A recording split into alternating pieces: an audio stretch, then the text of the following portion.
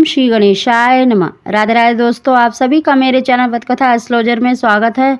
दोस्तों, आपने अक्सर शिव मंदिर में देखा होगा कि लोग भगवान शिव के सामने बैठे उनके वाहन नंदी के कान में अपनी मनोकामना कहते हैं। उन्हें विश्वास होता है कि नंदी के कान में कही गई बात भगवान शिव तक जरूर पहुंचती है। बहुत से लोग सोचते हैं कि जब भगवान शिव साक्षात सामने बैठे हैं तो फिर नंदी के माध्यम से अपनी बात उन तक पहुँचाने का क्या तात्पर्य है। दोस्तों, इसके पीछे भी एक रहस्य है जो हम आज आपको बताने जा रहे हैं। दोस्तों, इस विधि से अगर आप नंदी के कान में ये दो शब्द बोलकर अपनी मनोकामना बोलते हैं तो शीघ्र आपकी जो इच्छा है वो भगवान शंकर तक पहुंचती है और शीघ्र पूरी होती है।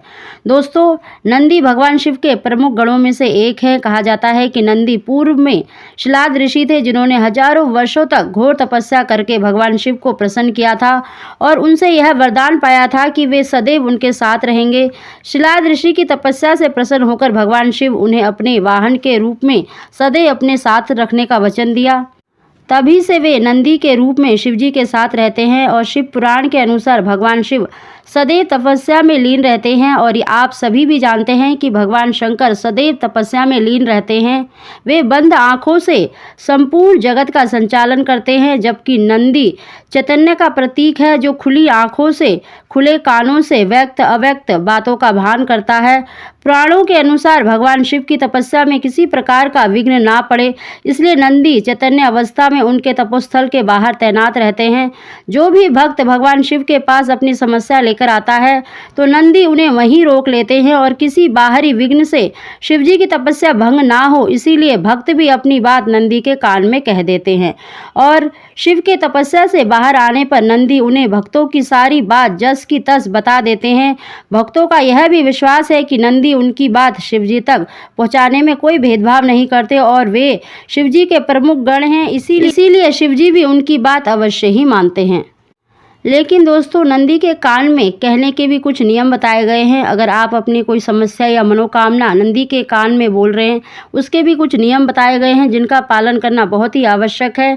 नंदी के कान में अपनी मनोकामना कहते समय इस बात का ध्यान रखें कि आपकी कही गई बात कोई दूसरा और ना सुने। अपनी बात इतनी धीमे से कहें कि आपके पास खड़े व्यक्ति को भी उस बात का पता ना लगे। नंदी के कान में अपनी बात कहते समय अपने होठों को अपने दोनों हाथों से ढक लें ताकि कोई अन्य व्यक्ति उस बात को ना सुन सके। नंदी के कान में कभी भी किसी दूसरे व्यक्ति की बुराई नहीं करनी चाहिए, वरना शिवजी के क्रोध का भागी बनना पड़ सकता है। नंदी के कान में अपनी मनोकामना कहने से पूर्व नंदी जी का पूजन करें और मनोकामना कहने के बाद नंदी के समीप कुछ भेंट अवश्य रखें। यह भेंट धन या फल के रूप में हो सकती है। दोस्तों, जब भी आप नंदी के कान में अपनी मनोकामना कह रहे हैं, सबसे पहले दो शब्द अवश्य बोलना चाहिए, ओम नंदेश्वराय नमः, ओम नंदेश्वराय नमः।